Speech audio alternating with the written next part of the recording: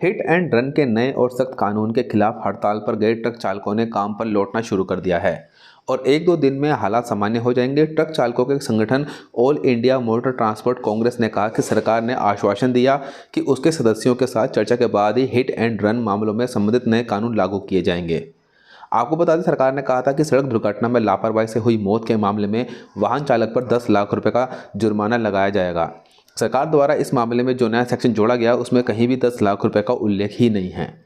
भारत सरकार ने भारतीय न्याय संहिता की धारा 106 में 10 साल की सजा तथा जुर्माने के प्रावधान के बारे में वाहन चालकों की चिंता का संज्ञान लिया तथा all India motor transport Congress के प्रतिनिधियों से विस्तृत जांच चर्चा की। ट्रांसपोर्ट से बातचीत में सरकार ने साफ किया कि ये नए कानून में प्रावधान अभी लागू नहीं हुए।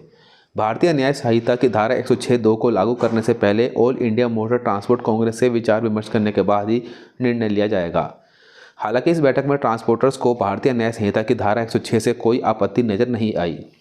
इस धारा के सब सेक्शन 1 से 0 से 5 साल का सजा का प्रावधान है।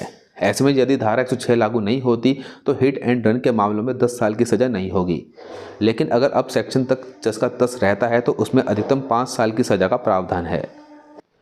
AIMTC ने मंगलवार को सरकार के इस आश्वासन के बाद प्रदर्शनकारी ट्रक चालकों से अपनी हड़ताल खत्म करने की अपील की कि भारतीय न्याय संहिता के तहत हिट एंड रन मामलों के लिए जेल और जुर्माने के सख्त प्रावधानों को लागू करने का निर्णय संघ के साथ परामर्श के बाद दिया जाएगा। हिट एंड रन मामलों के लिए कड़े प्रावधानों का मुद्दा उठाने के लिए AIMTC के प्रतिनिधियों ने मंगलवार को केंद्रीय गृह सचिव अजय भल्ला से मुलाकात भी की थी।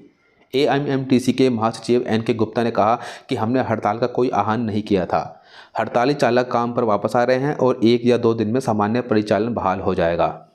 उन्होंने कहा कि कुछ स्थानों पर ट्रक चालकों की हड़ताल नए कानूनों को एक सहज प्रतिक्रिया थी और चालकों को अब चिंता करने की जरूरत नहीं है।